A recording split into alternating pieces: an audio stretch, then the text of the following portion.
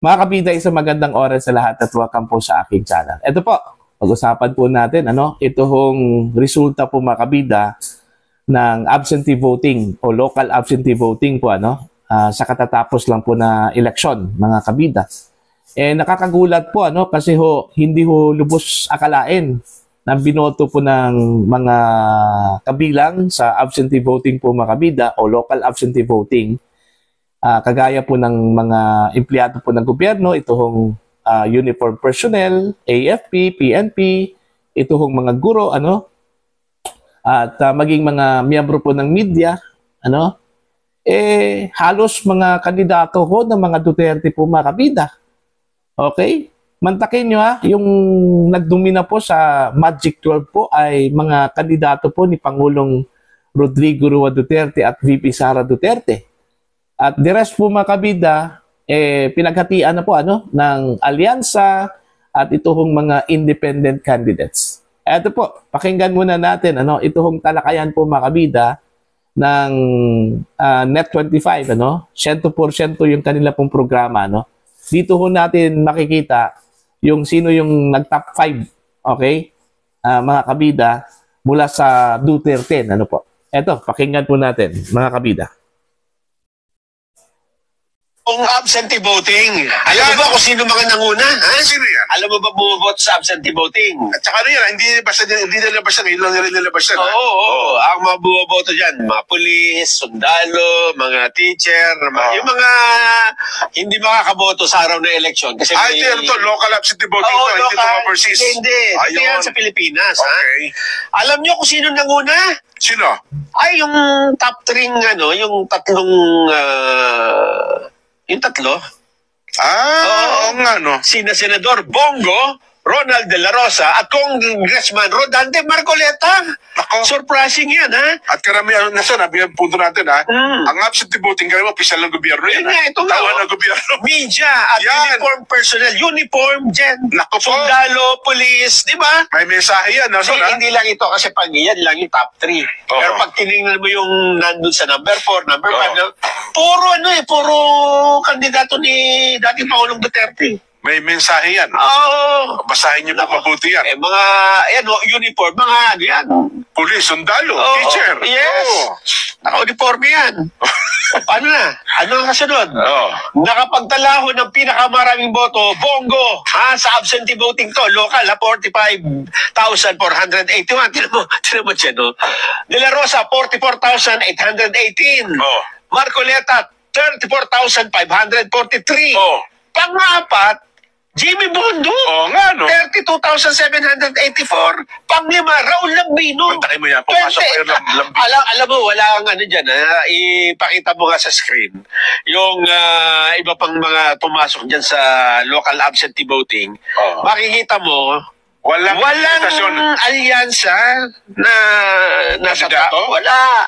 So, nasa baba sila lahat. So, ibig sabihin, pati empleyado ng gobyerno.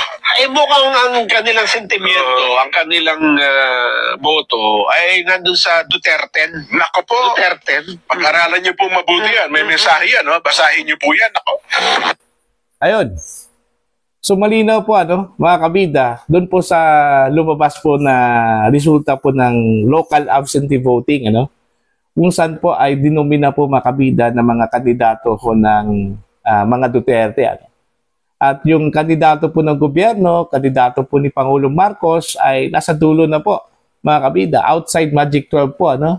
Kagaya ho ng sinabi po ni Nelson po, isa sa mga anchors po mga kabida na merong mensahe ito. Mantakin nyo mga empleyado po ng gobyerno yan. At hindi lang po basta-basta po, mga crucial po yan na mga empleyado ng gobyerno. PNP, AFP. Pero binoto po nila, hindi ho mga kandidato po ng administrasyon, Mga kandidato po ng opposition po, Mga kandidato po ni dating Pangulong Duterte at Vice President Sara Duterte. Para po sa akin, yung aking interpretasyon, ang ibig sabihin yan mga kabida, ayaw na talaga nila, sa mga nangyayari po sa ating bansa.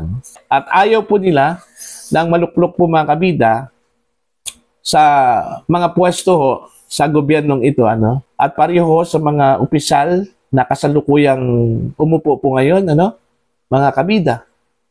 So gusto ho nila ng bago. Ang gusto ho nila, ito hong mga kandidato po ng oposisyon. Yun yung malinaw na mensahe po dyan kung bakit dinomina po ng Duterte at iba pang mga kandidato po ng mga Duterte, ito hong top 12 seats, ano, ng Senate para ho sa 20th Congress po, mga kabida. Yun yung malinaw po, ano, na mensahe po na ginawa po ng mga kabilang sa absentee voting po, mga kabida, local absentee voting. Iba yung overseas absentee voting, ano, at iba po itong local absentee voting, mga kabida. Okay? Itong PNP nga itong AFP, crucial po yan, ano? Okay? Tahimik lang po yan. Okay? Tahimik lang po yan. Pero iba yung nasa loob po nila, ano? Yung kanila pong grievances, most likely, idinaan na lang po, ano, sa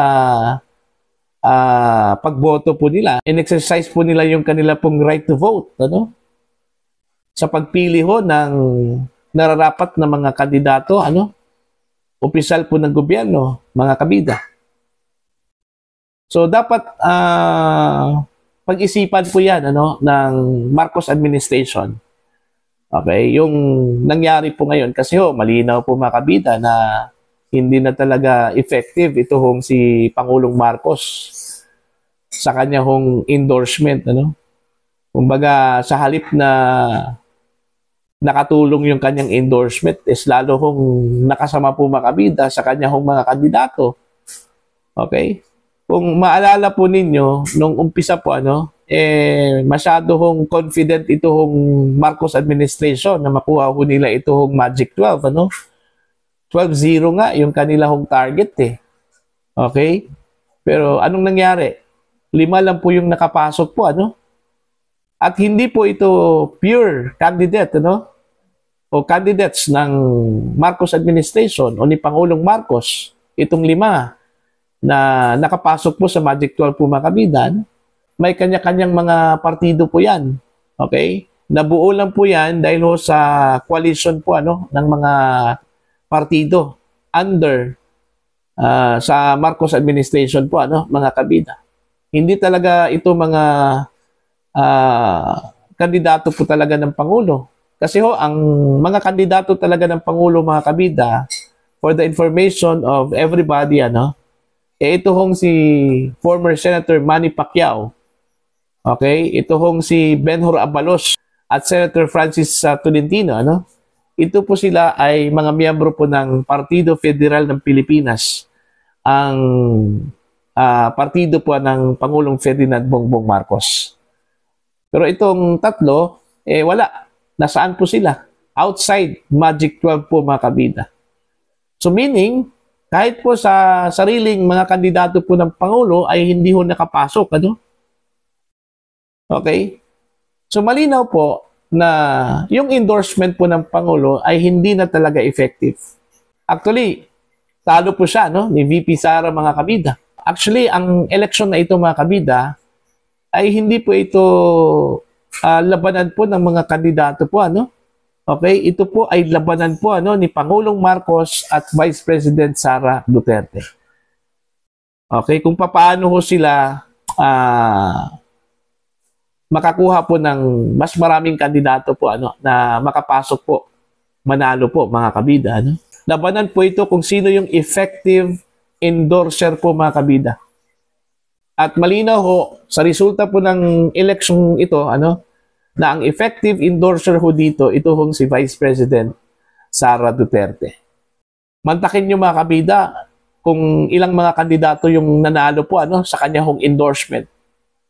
Okay? Unang-una po, ito hong si Isko Moreno po ng Maynila. Ano? Ang kalaban po ay incumbent, ano, si Hani Lacuna, na inendorso po ng Pangulo, ano, mga kabida, kandidato ho ng administrasyon. Sa Marikina, okay? Ang sa Marikina po, inendorso din ni VP Sara. Tinalo po itong si Stella Kimbo, ano? Okay? Sa Zamboanga, ano nangyari po kay Manix Dalipe, ano? kandidato po ng administrasyon. Tsaka malapit po mga kabida kay Speaker Martin Romualdez. Tinalo po Tinalo po ni Olaso na inendorso po mga kabida ni VP Sara sa Cebu. Lalong-lalo na po Okay? Si Gwen Garcia na political giant po ng Cebu. Tinalo po ng hindi ho kilala. Okay? Hindi ho naging politiko actually.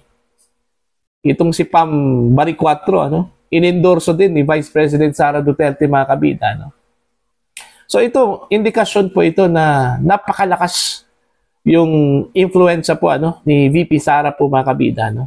At ito po yung kanyang puwersa, a force to reckon with po ito for 2028. Kaya nga ngayon, ang duda ko po, pag umpisa po ng 20th Congress, ito hong mga politiko po ngayon, mag-umpisa na pong mag-jockeying po for position, o kumbaga positioning na po, At maghahanap na po yan mga kabida ng padrino, na pwede hong dikitan po nila, At wala pong iba, malinaw po, na ito hong si VP Sara po. Okay? Kaya nga duda po ako dito sa impeachment kung ito po ay matutuloy po, mga kabida. Okay? Okay, granting for the sake of discussion, matutuloy po ito. Pero duda po ako kung makonvict ng mga senador ito hong si VP Sara. Kasi kung titingnan po natin yung composition po mga kabida ng bagong Senado, marami hong mga kandidato mo na posible hong boboto ho sa acquittal ni VP Sara. Marami hong mga kaalyado po itong si VP Sara sa mga nanalo po ngayon. Okay? Plus ito hong mga incumbent senators na ang kanilang pong termino ay magtatapos po mga kabida sa 2028. See? So ngayon, nag-iba na po yung ihip ng hangin.